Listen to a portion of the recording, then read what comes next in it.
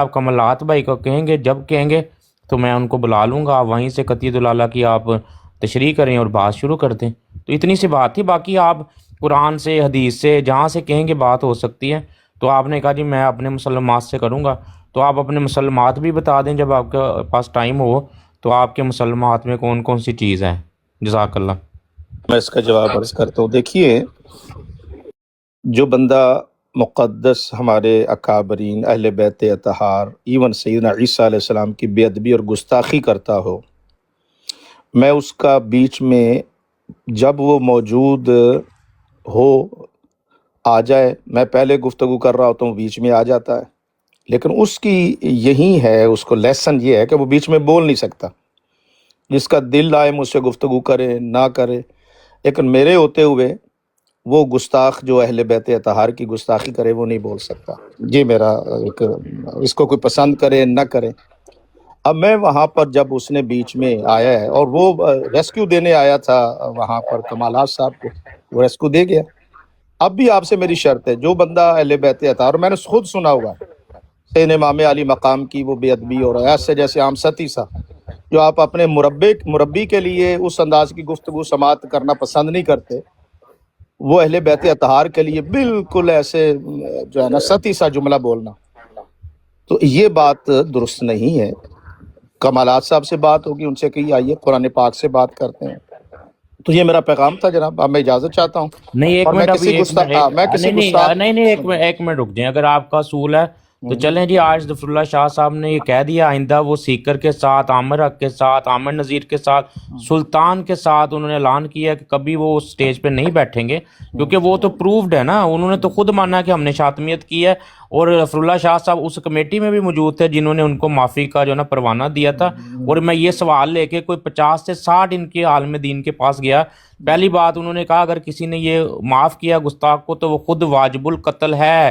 ان کے اپنے علماء کرام نے یہ فتویٰ ظفر اللہ شاہ صاحب کے اوپر دیا ہوا ہے، تو اس لیے اگر ان کو پہلی بات ہے کہ وہ علماء کرام جانتے نہیں ہیں، جن کے پاس میں گیا، ویڈیوز میں نے ڈالی ہوئی ہیں، تو وہ کہتے ہیں اگر کسی ظفر اللہ شاہ صاحب نے ایک گستاخ کو یہ معافی کا پروانہ دیا تو یہ خود بہت بڑے گستاخ ہیں اور یہ واجب القتل ہے۔ نعوذ باللہ، ہم نہیں کہتے، لیکن آپ کے اپنے بریلوی مکتبہ فکر کے لوگوں نے آپ کے اوپر اس بات کے اوپر جو ہے نا فتویٰ دیا کہ آپ نے عامر حق گستاخ کو معاف کیا ہے۔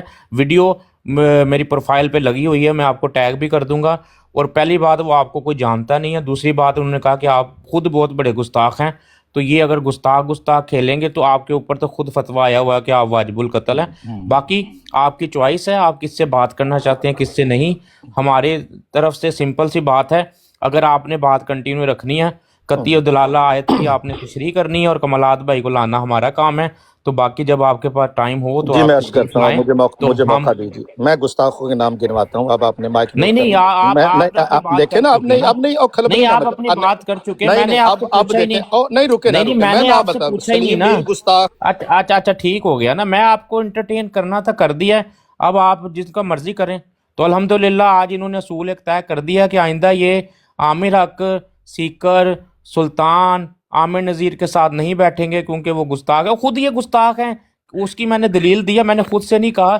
اگر کوئی یہ کہے کہ میں نے خود سے کہا ہے، نہیں، ان کے اپنے دیوبند اور ان کے اپنے بریلوی مکتبہ فکر کے مفتیان کے انٹرویو میں نے کیے ہیں، میری پروفائل پہ پڑے ہوئے ہیں، وہ کہتے ہیں کہ ظفر اللہ شاہ نام کے بندے کو ہم نہیں جانتے، اگر اس نے ایک گستاخ کو معاف کیا ہے تو یہ الفاظ میں آپ کو ایگزیکٹ بتانے لگا ہوں کہ اس کے باپ کا دین نہیں ہے یہ کسی گستاخ کو معاف کرے، اگر اس نے معاف کیا تو یہ خود واجب القتل ہے۔ نعوذ باللہ، ہمارا یہ نہیں عقیدہ، نہ ہم یہ مانتے ہیں، لیکن ان کے اپنے کتابوں میں احمد رضا بریلوی صاحب نے بھی کہا ہے گستاخ کی کوئی معافی نہیں ہے، تو یہ اس کے مطابق خود اس پہ آتے ہیں۔ تو باقی یہ اپنے ان کے علماء کرام سے جا کے پوچھ لیں، اور آج انہوں نے سب کے سامنے کہا ہے کہ آئندہ یہ گستاخوں کے ساتھ نہیں بیٹھیں گے، اس کا مطلب عامر حق، سیکر، عامر نذیر، سلطان اور جتنے بھی یہ گستاخوں کی لسٹ ہے، آج انہوں نے برات کا اعلان کیا۔ ظفر اللہ شاہ صاحب جزاک اللہ، آپ نے بڑی ہمت کے ساتھ اپنے لوگوں کو آج جو نا گستاخ مان کر ان سے کنارہ کشی کی۔ اللہ تعالیٰ آپ کو اس موقع پہ کامیاب بھی رکھے اور قائم بھی رکھے۔ جی میر صاحب آئے ہیں، میر صاحب السلام علیکم، کیا حال ہے آپ کے؟ وعلیکم السلام ورحمۃ اللہ وبرکاتہ، کیا حال ہے آپ کا؟ السلام علیکم۔ جی الحمدللہ میر صاحب ٹھیک۔ جن کو اہل بیت کہتے ہیں، یعنی کہ حضرت علی، حضرت حسن حسین وغیرہ جو صحابہ تھے نبی اکرم صلی اللہ علیہ وسلم کے، کیا اللہ سے شان زیادہ ہے ان کی؟ ظفر اللہ بریلوی صاحب کی نظر میں یا کسی دوسرے عقل والے بندے کی نظر میں اللہ کی شان زیادہ ہے، یا اہل بیت جن کو یہ کہتے ہیں، یا قرآن جن کو اہل بیت کہتا ہے، وہ تو نبی اکرم صلی اللہ علیہ وسلم کی بیویاں ہیں؟ تو حضرت عائشہ سلام اللہ علیہ، حضرت حفصہ سلام اللہ علیہ، یہ جو نبی اکرم صلی اللہ علیہ وسلم کی بیویوں کو قرآن اہل بیت کہتا ہے، یا حدیثوں روایتوں میں لوگوں کے عقائد کے مطابق جو نبی اکرم صلی اللہ علیہ وسلم کے گھر والے تھے اہل بیت، ان کی عزت زیادہ ہے یا اللہ کی عزت زیادہ ہے؟ ظاہری بات ہے کہ کوئی بھی باعقل باشعور مومن مسلمان یہ نہیں کہہ سکتا کہ ان کی شان اللہ سے زیادہ ہے۔ ویسے تو جو شیعہ ہیں وہ اللہ سے ان کی شان بڑھانے کی ناکام کوشش کرتے ہیں، رسول اللہ سے بھی ان کی شان بڑھاتے ہیں، سب نبی اور رسولوں سے ان کی شان بڑھانے کی ناکام کوشش کرتے ہیں، جن میں بریلوی بھی 90% شیعہ ہی ہیں اپنے عقیدوں کے مطابق۔ جیسا کہ اللہ کو چھوڑ کر حضرت علی کو خدا بنایا ہوا ہے، یا علی مدد، یا داتا دربار مدد، یا غوث پاک مدد، تو یہ مشرک بریلوی جو ہیں جیسے ظفر اللہ بریلوی صاحب اور ان کے امام اور ان کے اگلے پچھلے جتنے بھی ہیں، بات کرنے کا مقصد یہ ہے کہ یہ کہتے ہیں جی یہ جو ان کے خیالی اہل بیت ہیں، یہ ان کی شان جو ہے وہ عامیوں کی طرح ان کے ساتھ بات کی گئی۔ کیا ہم نے کسی اہل بیت کے ساتھ کہا ہے کہ وہ عورتوں سے جماع کرتے تھے اور جناب وہ لواطت جیسی خبیث بے حیائی کا مرتکب ہوتے تھے، یا جناب وہ مخنث کی طرح خود مفعول بنتے تھے؟ کیا ہم نے ایسے الفاظ استعمال کیے ہیں؟ اگر میں کہوں بھئی حضرت علی جو تھے وہ نامحرم عورتوں سے جماع کرتے تھے اور جناب وہ لواطت جیسی خبیث بے حیائی کا مرتکب ہوتے تھے اور وہ مخنث کی طرح خود بھی مفعول بنتے تھے، تو ظاہری بات ہے یہ کہیں گے دیکھو جی حضرت علی کی گستاخی ہو رہی ہے، اور یہ ایسے الفاظ حضرت علی کے بارے میں استعمال کرنا غلط ہے۔ ایسے ہی حضرت حسن حسین یا باقی کے جتنے ان کو اہل بیت لگتے ہیں ان کے بارے میں کہا جائے تو کیا یہ گستاخی ان کی نظر میں نہیں ہے؟ اگر یہ گستاخی ہے تو کیا یہ باتیں اللہ کے بارے میں کرنا، کہ اللہ معاذ اللہ عورتوں سے جماع کرتا ہے، لواطت جیسی خبیث بے حیائی کا مرتکب ہوتا ہے اور مخنث کی طرح خود مفعول بنتا ہے، یہ دنیا کی سب گستاخیوں سے بڑی گستاخی نہیں ہے؟ اور جو اتنا بڑا گستاخ ہے اللہ کا، کیا یہ اس کو اپنا امام نہیں مانتے ظفر اللہ بریلوی صاحب، یا اس کو گستاخ رسول کہہ کے کافر مرتد اور زندیق اور اسلام سے خارج سمجھتے ہیں؟ یہ فتاوی رضویہ کے اندر جلد نمبر 15 کے اندر ان کے امام جن کو یہ کہتے ہیں امام اہل سنت، تیری ریکارڈنگ ہو چکی ہے، ہاں میری ریکارڈنگ کر کے تے اودی بتی بنا لو تے او کان چ ماریا کرو، انشاءاللہ تواڈے کان صاف ہو جان گے تے اگوں دماغ بھی صاف ہو جائے گا کہ اے تانوں پتہ لگے بھئی اللہ دی گستاخی زیادہ ہے یا اے حضرت علی ہون، حسن حسین ہون، کوئی بھی دنیا دا، خود رسول اللہ صلی اللہ علیہ وسلم ہون، بھئی رسول اللہ کی گستاخی، رسول اللہ کی عزت ان اہل بیت جن کو آپ نے بنایا ان سے کروڑوں گنا زیادہ ہے، ان سے یعنی کہ اللہ کی اور انسان کی کوئی نسبت تناسب ہی نہیں ہے، کوئی مناسبت ہی نہیں ہے کہ ہم اللہ کے سامنے کسی کو پیش بھی کریں۔ تو اللہ کی عزت، قرآن میں اللہ فرماتا ہے عزت ساری کی ساری صرف اللہ کے لیے، یہ قرآن کی آیت ہے، اور یہ عبارت النص ہے، اس میں کوئی طویل چونکے چنانچے بھی نہیں ہے، کہ ساری عزت ہے ہی صرف اللہ کی۔ اگر رسول کی کوئی عزت ہے تو اللہ کی وجہ سے ہے، اگر کسی مومن کی کوئی عزت ہے، کسی صحابی کی کوئی عزت ہے تو اللہ کی وجہ سے ہے، جس کی وجہ سے سب کو عزتیں ملی ہیں۔ اس کے بارے میں جو مرضی بکواس کوئی کرتا رہے اس کو آپ امام اہل سنت اور مجدد دین و ملت مان لیتے ہیں، تو مجھے بھی پھر امام اہل سنت مجدد دین و ملت ہی مان لیں۔ میں نے تو اللہ کے بارے میں ایسے الفاظ نہیں بولے، آپ کو نے جس کو امام بنایا ہوا ہے، جس کو کہتے ہیں یہ امام اہل سنت اور مجدد دین و ملت تھا، وہ اللہ کے بارے میں ایسی گندی لچر گھٹیا اور غلیظ گفتگو کرتا ہے، آپ کو بالکل وہاں سارا کچھ ہضم ہو جاتا ہے، اتنا تیز آپ کا ہاضمہ ہے، ساری باتیں آپ ہضم کر جاتے ہیں۔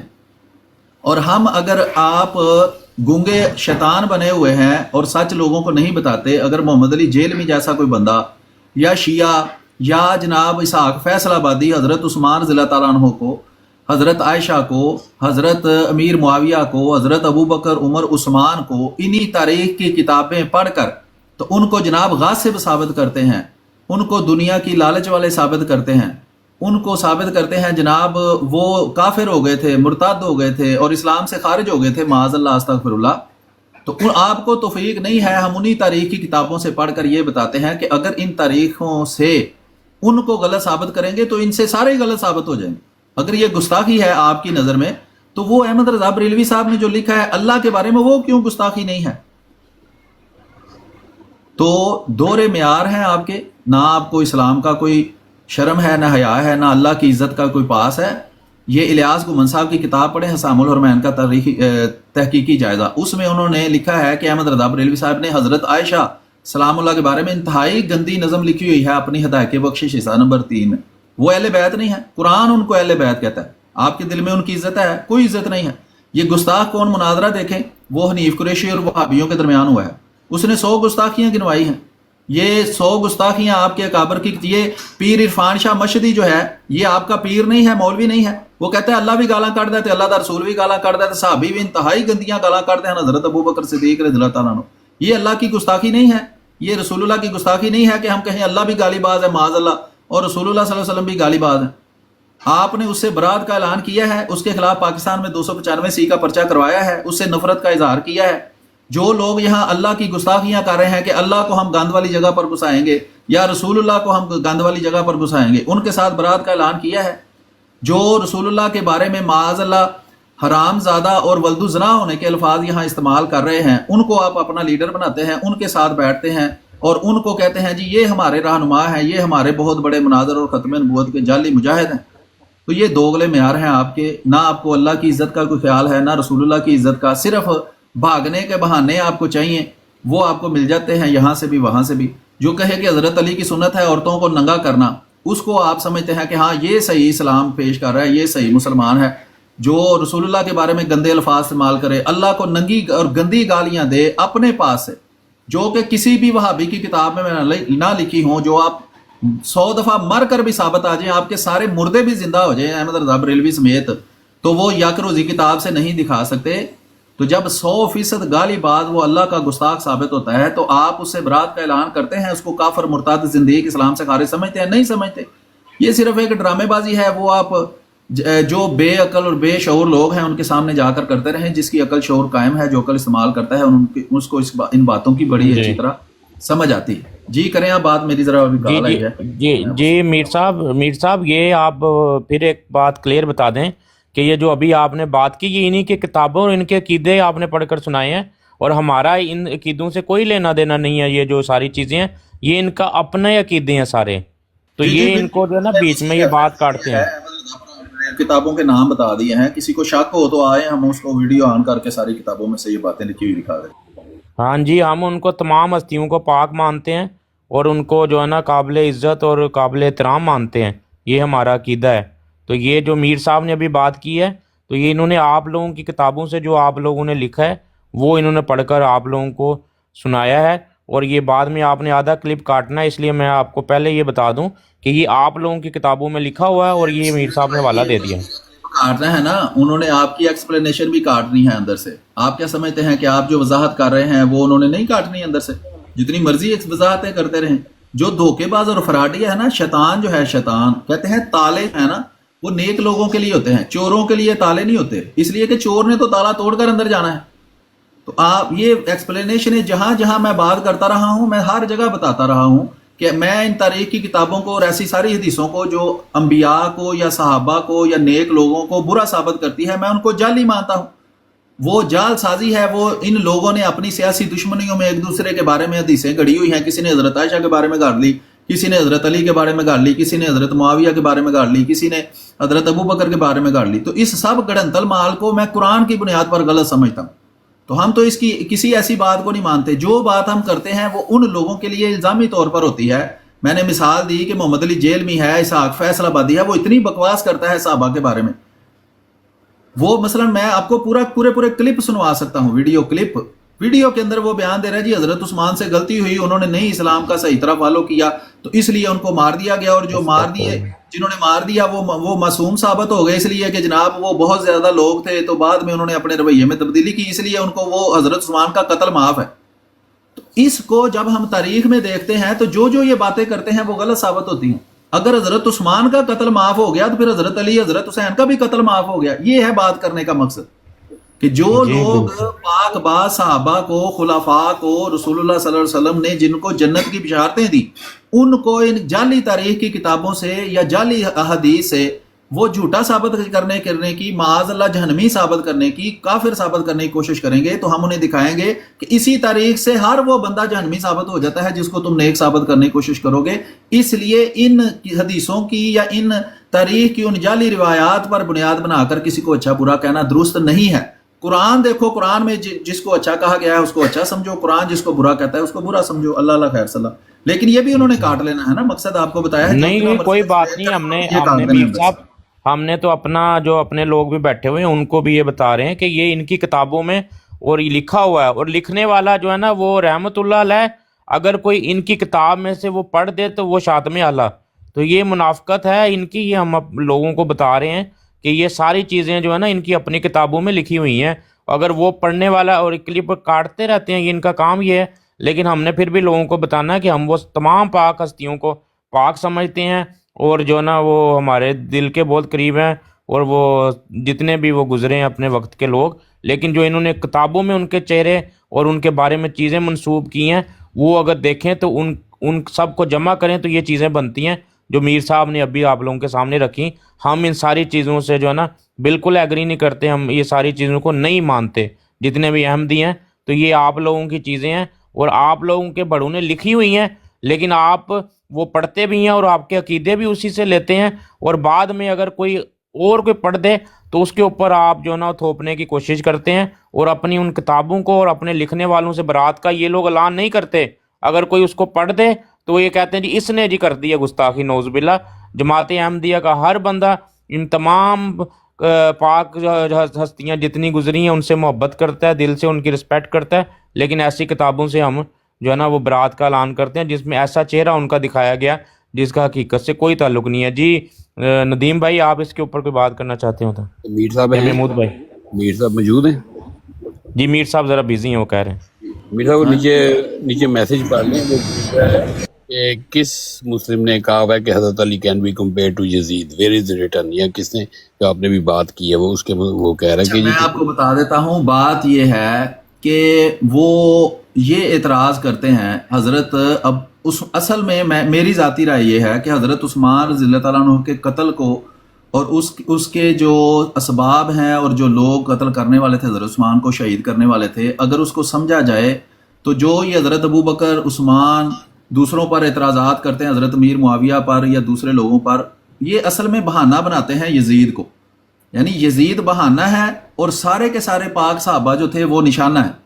آپ کو میں ہزاروں کلپ دکھا سکتا ہوں، شیعہ کے بھی، یہ محمد علی جیلمی کے بھی، اسحاق فیصل آبادی کے بھی، مودودی کی کتابیں بھی دکھا سکتا ہوں جس میں وہ یزید سے چڑھتے ہیں، یعنی یزید سیڑھی کا پہلا پایا ہے، اس سے وہ چڑھتے ہیں حضرت ابو بکر تک، حضرت ابو بکر صدیق، حضرت عمر، حضرت عثمان، حضرت عائشہ، حضرت حفصہ، حضرت امیر معاویہ، حضرت خالد بن ولید، حضرت ابو موسیٰ اشعری، حضرت عمر بن عاص، یہ یعنی ٹاپ کے صحابہ میں سے ہیں جنہوں نے اسلام کی بنیاد باندھی ہے، جس وجہ سے آج دنیا میں یہ جو آج کل یہ جعلی مسلمان پھر رہے ہیں نا، یہ ان کی وجہ سے ہیں۔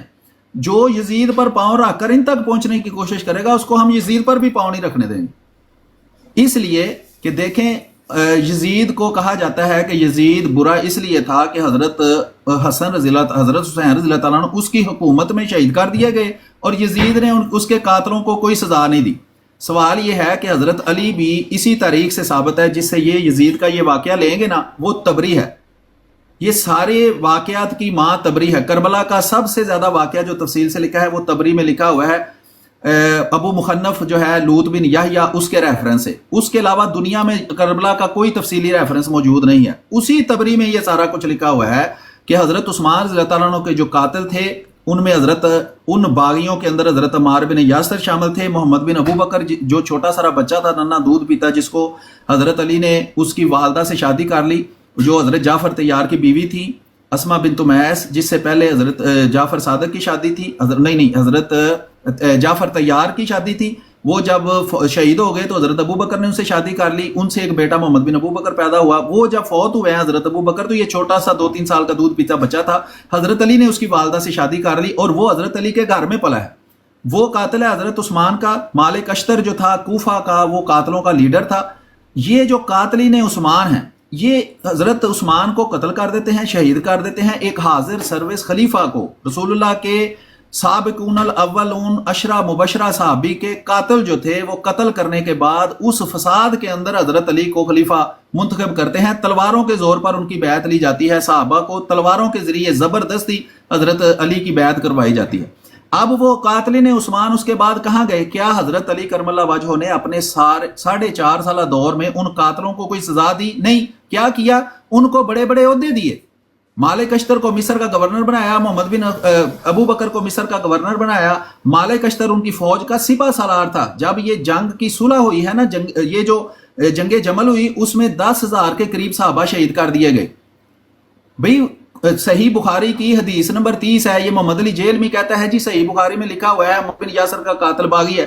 بھئی عمار بن یاسر اسی تاریخ کے مطابق خود باغی ہیں. وہ حضرت ابو بکر حضرت عثمان رضی اللہ تعالیٰ عنہ کے باغیوں کے ساتھ شامل تھے اور اس کے بعد ان باغیوں کے ساتھ مل کر مسلمانوں کو قتل کرتے رہے, صحابہ کو قتل کرتے رہے ہیں. بخاری کی حدیث نمبر 30 میں لکھا ہے جو ایک بندہ حضرت علی کے ساتھ مدد کرنے جا رہا تھا جنگ میں. یہ اب صحیح حدیث میں بتا رہا ہوں, یہ تبری بھی نہیں ہے, یہ بخاری ہے. قرآن کے بعد یہ سب سے زیادہ مستند کتاب ہے سنیوں کے لیے. 30 نمبر روایت میں لکھا ہے کہ ایک بندہ حضرت علی کے ساتھ جنگ کرنے کے لیے شامل ہو کر دوسرے مسلمانوں کو قتل کرنے جا رہا تھا. تو ابو بکرہ صحابی نے کہا کہاں جا رہے ہو؟ اس نے کہا میں علی کی مدد کرنے جا رہا ہوں. اس نے کہا نہ جاؤ, میں نے رسول اللہ سے سنا ہے جو مسلمان کے خلاف تلوار نکالے گا دونوں جہنم میں جائیں گے. صحابی نے پوچھا جو قاتل ہے وہ تو جہنم میں جائے گا, مقتول کیسے جہنم میں جائے گا؟ رسول اللہ نے فرمایا اس لیے کہ وہ بچ جاتا تو وہ اس کو قتل کر دیتا. تو یہ بھی حدیثیں موجود ہیں. تو اس لیے اس کا سیف پیسے یہی ہے کہ منہ بند کر لو. حضرت عثمان, حضرت ابو بکر, حضرت عمر, ان سارے صحابہ, عظیم صحابہ جو ہیں جن کا میں نے نام لیا ہے, ان کے خلاف جب بھی کوئی انگلی اٹھائے گا وہ انگلی پھر حضرت علی بھی نہیں بچیں گے, حسن اور حسین بھی نہیں بچیں گے. کیوں؟ اس لیے کہ حضرت علی نے ان لوگوں سے قتل کا قصاص نے لیا. قرآن کہتا ہے کہ فی القصاص حیات, قصاص فرض ہے. قرآن کا کام سب سے پہلے ماننا ضروری ہے. انہوں نے نہیں, 4.5 سالہ دور میں کسی ایک بندے کو بھی انہوں نے قتل نہیں کیا, سب کو حضرت امیر معاویہ کے ساتھیوں نے قتل کیا ہے. یہ محمد بن ابو بکر جو قاتل عثمان رضی اللہ تعالیٰ عنہ ہے, میں نے اس کے حوالے MD.org پر لگائے ہوئے ہیں. سب سے پرانی تاریخوں کے اندر ان تینوں بندوں کے نام موجود ہیں. چوتھا بندہ جو ہے وہ اور بھی بے شمار ہیں, وہ ان کے ساتھ گروہ تھا پورا, لیکن یہ سرگنا تھے, لیڈر تھے. 2 بندے جو مدینہ کے اندر ان باغیوں کے ساتھی تھے, ان میں ایک عمار بن یاسر تھے اور دوسرا محمد بن ابو بکر تھا. محمد بن ابو بکر کو جب مصر کا گورنر بنایا ہے حضرت علی نے, اس کے باوجود کہ اس کی زندگی کا کوئی تجربہ نہیں ہے, یعنی ناجائز طور پر اس کو وہاں کی حکومت دی گئی, کیونکہ اس کا کوئی ریکارڈ نہیں تھا, نہ ہی وہ جنگ لڑ سکتا تھا, نہ ہی وہ اچھا سیاستدان تھا. جو اس سے پہلے وہاں حکمران تھا حضرت علی کی طرف سے, وہ انتہائی زیرک بندہ تھا, انتہائی اچھا وہ سپہ سالار تھا. اس کو اتار کر صرف اس کو اپنا بیٹا ہونے کی وجہ سے وہاں لگایا ہے. وہاں جب حضرت عمر بن عاص کو پتا چلا, جو حضرت امیر معاویہ کے ساتھ ہے, یہ بھی بہت بڑے صحابی ہیں, عاص بن وائل کے بیٹے ہیں, اور انہوں نے بڑے جہاد کیے ہیں رسول اللہ صلی اللہ علیہ وسلم کی زندگی میں, بڑے علاقے فتح کیے ہیں انہوں نے, یہ سپہ سالار قسم کے بندے تھے.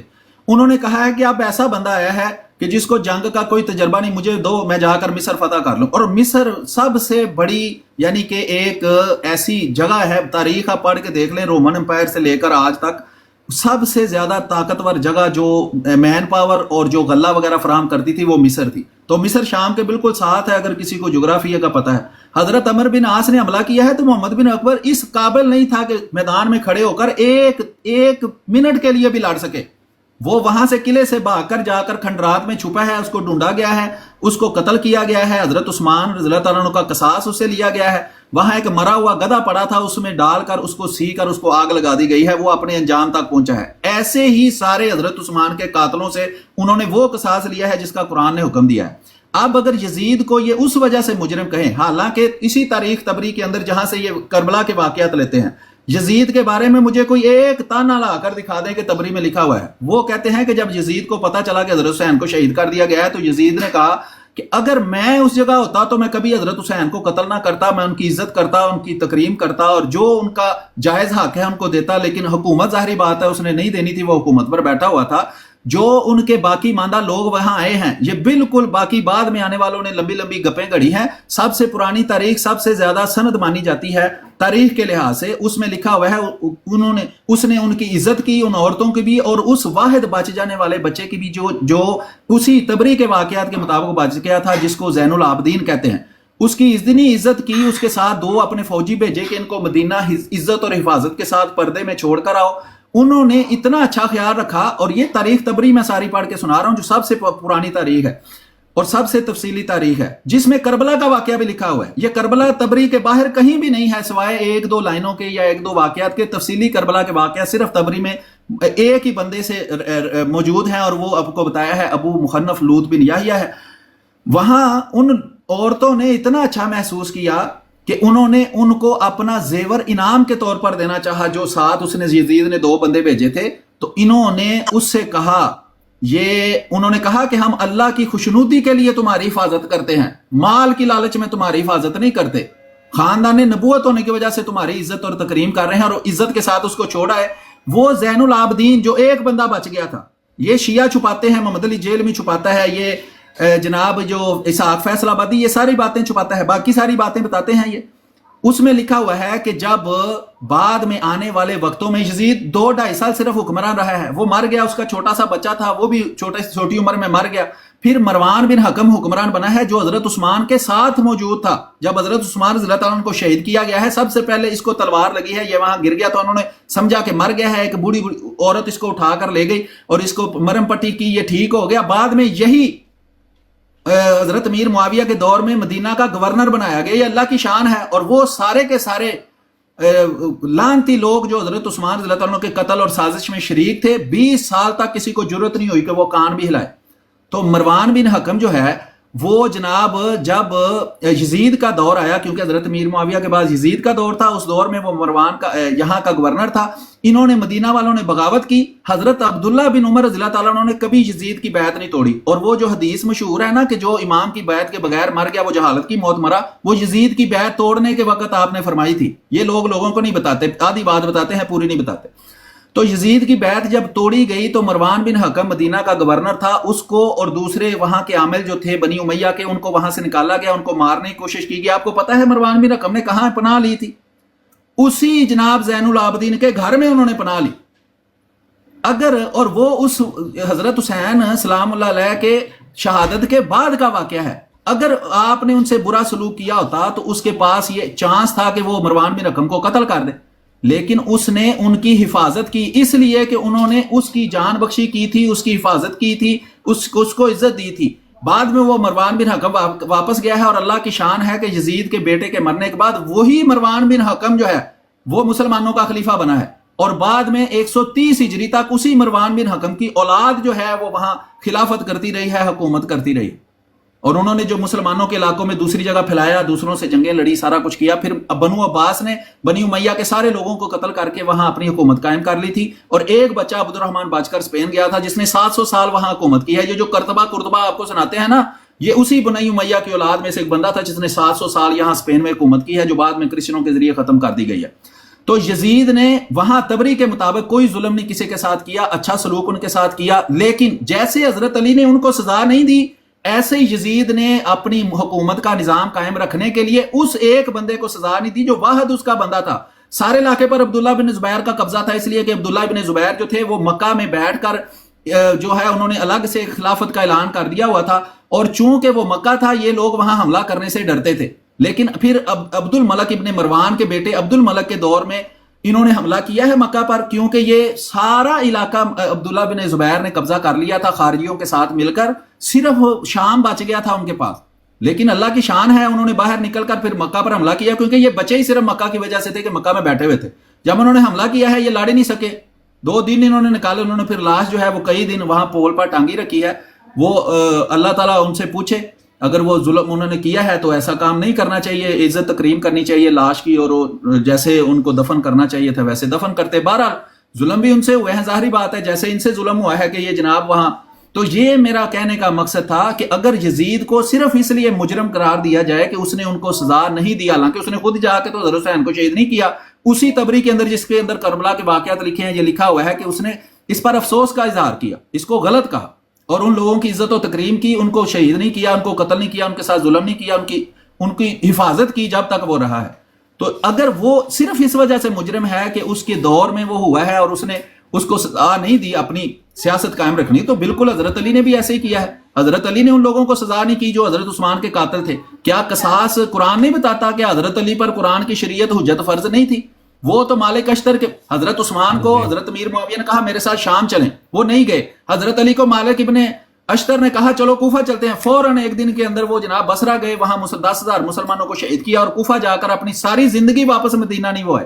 حضرت عثمان نے کہا کہ میں رسول کے شہر سے باہر نہیں مرنا چاہتا، میری موت بھی آئے گی تو یہاں رسول کے شہر میں آئے گی. انہوں نے جان دے دی لیکن رسول اللہ صلی اللہ علیہ وسلم کا وہ شہر نہیں چھوڑا. انہوں نے جان دے دی لیکن اب ان باغیوں کی بات نہیں مانی. وہ کہتے تھے کہ تم یہ کرو یا وہ کرو یا اپنی خلافت چھوڑ دو، نہیں چھوڑی. لیکن حضرت علی جو تھے انہی باغیوں کے ساتھ جو حضرت عثمان کے قاتل تھے ان کے جناب پیچھے پیچھے جاتے رہے اور مالک اشتر آگے جا کر معاویہ کے ساتھ لڑ رہا تھا، حضرت علی نہیں لڑ رہے تھے. حضرت علی پیچھے فوج کے درمیان میں موجود تھے، آگے جا کے حضرت علی نہیں لڑ رہے تھے.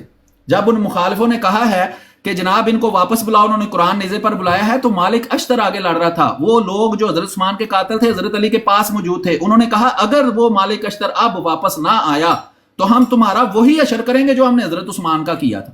تو یہی بات جا کر اس نے مالک اشتر کو بتائی، وہ واپس آیا، صلح ہوئی، اللہ اللہ تک خیری صلاح. حضرت امیر معاویہ وہاں خلیفہ بن گئے، ان کو ابو موسیٰ اشعری نے معطل کر دیا. جب قرآن کے فیصلے کے مطابق ان کو معطل کر دیا گیا تھا تو یہ اس کے بعد کون سے خلیفہ یا امیر رہے تھے؟ یہ سارا کچھ تاریخوں میں لکھا ہوا ہے. اگر وہ غلط ہے تو چھوڑ دو. میں تو کہتا ہوں یہ گپستان ریڈیو ہے، اس کو چھوڑو، قرآن کو مانو، قرآن پر عمل کرو، ان سارے لوگوں کو نیک کہو. لیکن اگر کسی پر انگلی اٹھانی ہے اور اس سیڑھی پر چڑھ کر حضرت ابو تک پہنچنا ہے تو ہم پہلی سیڑھی پر بھی آپ کو پاؤں نہیں رکھنے دیں گے. یہ بات یاد رکھیں. کسی میں جرأت ہے تو آ کر اس بات کو غلط ثابت کر دے. جی کریں. جی میر صاحب نے یہ جو چیزیں پڑھی ہیں یہ ساری ان لوگوں کی کتابوں میں سے انہوں نے حوالوں کے ساتھ پڑھی ہیں، اور یہ آپ لوگوں کو جو ہے نا وہ حوالے بھی انہوں نے بتائے ہیں سارے. تو یہ نہ ہی جماعت کا یہ موقف ہے اور نہ ہی میر صاحب کا یہ موقف ہے. بہت دفعہ وہ پہلے بتا چکے ہیں کہ وہ پاک ہستیاں جن کے بارے میں تم لوگوں کے اپنے لٹریچر میں لکھا ہے. میں ادھر ہی ہوں لیکن میں بات نہیں. جی میر صاحب وہی میں کہہ رہا ہوں کہ یہ نہ جماعت کا یہ موقف ہے، نہ میر صاحب نے بھی 1000 دفعہ کلیئر کیا، نہ ہی وہ ان پاک ہستیوں کے بارے میں یہ موقف یا یہ رائے رکھتے ہیں. لیکن اگر آپ لوگ ان کتابوں کو اور اپنے بابوں کو اون کرتے ہیں تو ان کی یہ جو چیزیں لکھی ہوئی ہیں ساری، تو اس ہسٹری کو اگر کرتے ہیں تو اس ہسٹری میں یہ چیزیں پھر لکھی ہوئی ہیں جو تمہارے مطابق یہ چہرہ بنتا ہے پھر. تو جری اللہ بھائی آئے تھے. جری اللہ بھائی اوپر آ جائیں، کافی دن ہوئے آپ سے بات نہیں ہو سکی. کمالات بھائی السلام علیکم، کیا حال ہے آپ کے؟ ٹھیک ہیں؟ وعلیکم السلام رحمۃ اللہ. میں اللہ کا شکر ہے ٹھیک ہوں. تو میر صاحب گفتگو فرما رہے ہوں تو ہمارا تو دل کرتا ہے غور سے ان کو سنیں. آپ کے فرینڈ آئے تھے ابھی تھوڑی دیر پہلے نا شروع میں، جو اس سے پہلے تو میں ایک دیوبندی جو ہے نا وہ مفتی صاحب سے بات کر رہا تھا فون پہ، تو پھر آپ کے فرینڈ آئے تھے ظفر اللہ شاہ صاحب، تو وہ کہتے جی میری بات کروا دیں جی، میری بات کروا دیں ان سے، انصر رضا صاحب سے میری بات کروا دیں. میں نے کہا انصر رضا صاحب کا تو مجھے نہیں پتا، کمالات بھائی کے ساتھ آپ کی بات ہو رہی تھی، آپ بیچ میں آدھی بات چھوڑ کے چلے گئے تھے، تو وہیں سے شروع کرتے ہیں. قطعی دلالہ کی آپ تعریف کریں. میں ابھی کمالات بھائی کو فون کر کے بلا لیتا ہوں. نہیں میں نے یہ بات جی ندیم بھائی جی چھوٹی سی بات کرنے دو یار پلیز. جی کر دیں. بات یہ ہے کہ ظفر اللہ بریلوی صاحب، جب آپ نے یہ ڈھنڈورا پیٹا ہے کہ میں نے قرآن پاک سے میں صرف بات کرتا ہوں اور قرآن پاک کی آیت کو آپ قطعی الدلالہ کہہ رہے ہیں، اور قرآن نے تو نہیں کہا کہ ایک آیت قطعی الدلالہ ہے یا ظنی الدلالہ ہے. جب آپ اس کو قطعی الدلالہ کہہ رہے ہیں تو لا محالہ آپ نے علم الکلام والوں کو اس میں انوالو کر دیا، کیونکہ یہ اصطلاح تو علم الکلام میں ایجاد ہوئی ہے نا قطعی الدلالہ. جب آپ اس کو قطعی الدلالہ کہیں گے تو لازمی طور پر آپ کے سامنے جو علم الکلام کے ماہرین ہیں ان کی باتیں پیش کی جائیں گی کہ وہ تو اس کو قطعی الدلالہ نہیں مان رہے. تو پھر اس پر آپ کہتے ہیں جی کتابوں سے باہر نہیں جانا. یا تو آپ اس پر وہ اصطلاح استعمال نہ کریں جو علم الکلام میں استعمال ہوتی ہے. جب آپ اس کو علم الکلام کے کھاتے میں لے کے جائیں گے تو پھر علم الکلام کے ماہرین کی رائے تو پیش ہوگی نا. تو کمالات بھائی وہی تو پیش کر رہے ہیں. آپ کو اس اصولی فرق کا نہیں معلوم کہ قرآن پاک سے جب آپ گفتگو کرنی ٹھیک ہے کریں، بے شک کریں. جب آپ اس کو متکلمین کی اصطلاحات اس پر لاگو کریں گے تو پھر متکلمین کے قول آپ کے سامنے پیش ہوں گے. یہ ایک بالکل जायज़ और सही उनका तरीका है कमालात भाई का, कि जब आप इसको कतई दलाला करार दे रहे हैं तो आपने इसमें इल्मुल कलाम को इन्वॉल्व कर लिया। जब इल्मुल कलाम को इन्वॉल्व किया है तो फिर इल्मुल कलाम के माहिरीन की इस्तिलाहात आपके सामने पेश होंगी, उनके हवाले भी पेश होंगे और वो आपको ऑन करने पड़ेंगे या डिसऑन करने पड़ेंगे। दूसरा इसमें ये अर्ज़ है कि हमने जो इनके सामने पेश की थी वो कोई किताब पेश नहीं की थी।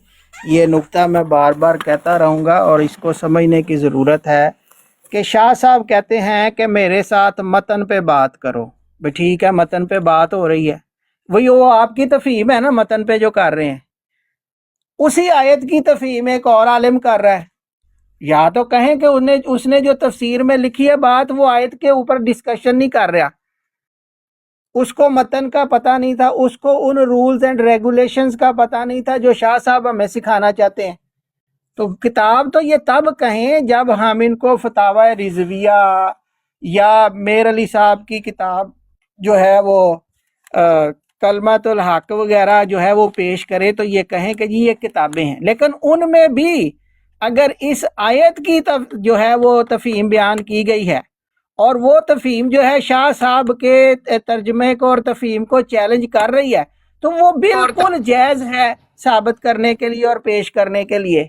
इसलिए ये बहानेबाजी है इनकी कि जी वो पेश किया है और उन्होंने जो इस्तदलाल दिया है उसको तो तोड़ा नहीं आपने।